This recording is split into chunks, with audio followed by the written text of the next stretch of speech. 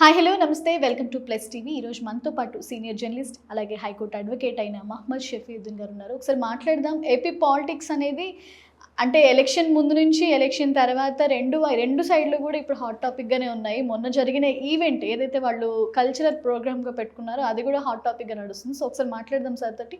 నమస్తే సార్. నమస్తే.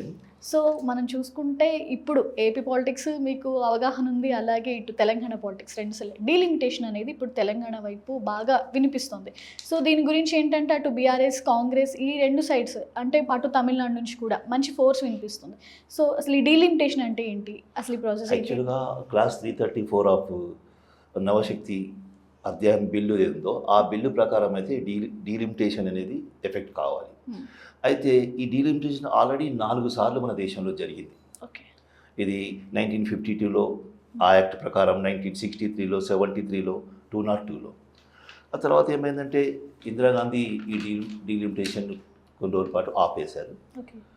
తర్వాత 2001లో అటల్ బిహారీ వాజ్పేయి ఈ డీలిమిటేషన్ ఇచ్చి 2026 వరకు టైం ఇచ్చారు. అయితే 1971లో మన కేంద్ర ప్రభుత్వం ఒక ప్రణాళికాబద్ధంగా ఒక చిన్న సూచన చేసింది, పాపులేషన్ తగ్గించాలి అని. అది మన సౌత్ ఇండియన్స్ మంచిగా ఫాలో అయ్యారు. దానివల్ల మన పాపులేషన్ తగ్గిపోయింది, గ్రోత్ రేట్ తగ్గిపోయింది పాపులేషన్ది. నార్త్లో పాపులేషన్ పెరిగిపోయింది. దీనివల్ల డీలిమిటేషన్ అనేది 1971తో చేస్తే పర్వాలేదు, అప్పటికి కొన్ని తగ్గుతాయి. 2026 తీసుకున్నట్లయితే ఇంకా సీట్లు చాలా తగ్గిపోతాయి. ముఖ్యంగా కేరళ చూసుకున్నట్లయితే అక్కడ 3 నుంచి 4 సీట్లు తగ్గిపోతాయి. మన ఆంధ్రప్రదేశ్లో పెద్దగా ఎఫెక్ట్ పడకపోవచ్చు కానీ 2-3, తెలంగాణలో కూడా అంతే, తమిళనాడులో కొంచెం తగ్గుతాయి. అందుకే సీట్లు తగ్గడం వల్ల ప్రాతినిధ్యం తగ్గుతుంది. దీనికోసం రాజకీయంగా ఈ సమీకరణం మారిపోతుందనే ఉద్దేశంతో, ఎందుకంటే వాళ్లకు డామినేషన్ ఉన్నటువంటి ప్రాంతంలో యూపీ, బీహార్లో గణనీయంగా సీట్లు పెరుగుతాయి, 30 నుంచి 35 ఆ ప్రాంతంలో పెరగవచ్చు. కాబట్టి డీలిమిటేషన్ ముందు ముఖ్యంగా మొట్టమొదటిగా ఈ డీలిమిటేషన్లో ఇనిషియేట్ తీసుకుంది తమిళనాడు చీఫ్ మినిస్టర్. ఆయన ఒక మీటింగ్ పెట్టేసి అందరినీ పిలిచి ఈ విధంగా జరుగుతుంది అని చేయడం జరిగింది. కాబట్టి డీలిమిటేషన్లో సీట్లు తగ్గుతాయన్న బాధ ఒకటి ఉన్నది. అంటే దక్షిణాది రాష్ట్రాలకి ముఖ్యంగా అన్యాయం జరుగుతుందని చెప్పేసి ఇక్కడ మన వాళ్ళు గట్టిగా పక్కాగా దక్షిణాది రాష్ట్రాలకి అన్యాయం జరుగుతుంది. మన గ్రోత్ రేట్ అనేది చాలా తగ్గిపోయింది. ఒక గ్రోత్ రేట్ చూసుకున్నట్టయితే మనం తగ్గుతూ వచ్చింది. ఆ ప్రకారం డీలిమిటేషన్ చేసినట్టయితే ఇంకా తగ్గుతుంది. బీఆర్ఎస్ అధికారంలో వచ్చినప్పటి నుంచి కూడా 159 నుంచి 170 అబోవ్ పెంచమని శాసనసభ సీట్లు అది ఆంధ్రప్రదేశ్ కూడా కోరుతుంది. అది ఎక్కడా పెరగకుండా ఈ ఎంపీ సీట్లు అనేవి గణనీయంగా తగ్గిపోతాయి మన దగ్గర.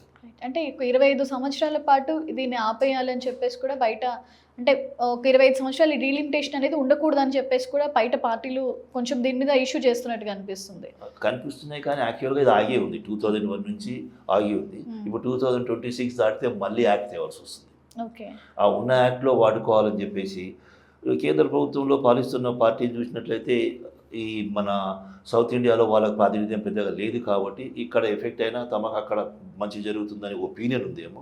కానీ డీలిమిటేషన్ ఆపడం వల్ల లాభాల కన్నా నష్టాలు ఎక్కువ. డీలిమిటేషన్ ప్రకారం సీట్లు జరగాల్సిందే, కాకపోతే మన జనాభా తగ్గింది కాబట్టి ఏ ప్రాతిపాదిక తీసుకుంటారనేది క్లారిటీ రాలేదు. ఇంకా ఆ క్లారిటీ కోసం ఇవన్నీ కొట్లాడుతున్నారు జరుగుతుంది. దీని మీద బీజేపీ ఇప్పుడు ఎలా స్పందించాలి, లేకపోతే ఎలా స్పందిస్తుంది అనుకుంటున్నారు? బీజేపీకి చూసుకున్నట్లయితే సెంట్రల్లో ఇప్పుడు బీజేపీ దీని మీద ఖచ్చితంగా మాట్లాడాల్సి ఉంటుంది కాబట్టి బీజేపీ ఇనిషియేట్ తీసుకొని దీని ముందుకు రాలేదు. ఎందుకంటే ఎప్పుడో ములకు పడిపోయినట్టు దాన్ని మళ్ళీ పైకి తీసుకొచ్చింది, దానికి పేరు మార్చి. ఎందుకంటే భయపడటానికి గల కారణం ఏంటంటే delimitation committee is the highest committee. ఎవరు కూడా దాన్ని కోర్టులో కూడా క్వశ్చన్ చేయలేరు. ఒక్కసారి కనుక అది ఏర్పాటు చేసి దాని ఆర్డర్స్ ఇచ్చారంటే అది ఎక్కడ కూడా దాన్ని ఎవరు కూడా క్వశ్చన్ చేయలేరు. అందుకే వీళ్ళు భయపడుతుంది, డీలిమిటేషన్ జరిగి తమ సీట్లు తగ్గిపోతే తమ ప్రాతినిధ్యం తగ్గిపోతుంది అదే జరుగుతుంది. బీజేపీ ఇంతవరకు దీనిపై గట్టిగా అయితే మాట్లాడలేదు. కానీ అన్ని స్టేట్ నుంచి వాయిస్ రేజ్ అవుతుంది. ముఖ్యంగా సౌత్ ఇండియా మొట్టమొదటి స్టేట్ ఇవన్నీ కలిపేసి 4 స్టేట్లు కలిపి వాయిస్ రేజ్ చేశారు. ఆ వాయిస్ ఇప్పుడు ముందుకు పోతుంది. ఏమవుతుంది, వాళ్ళ స్పందన అనేది ఇంతవరకు రాలేదు.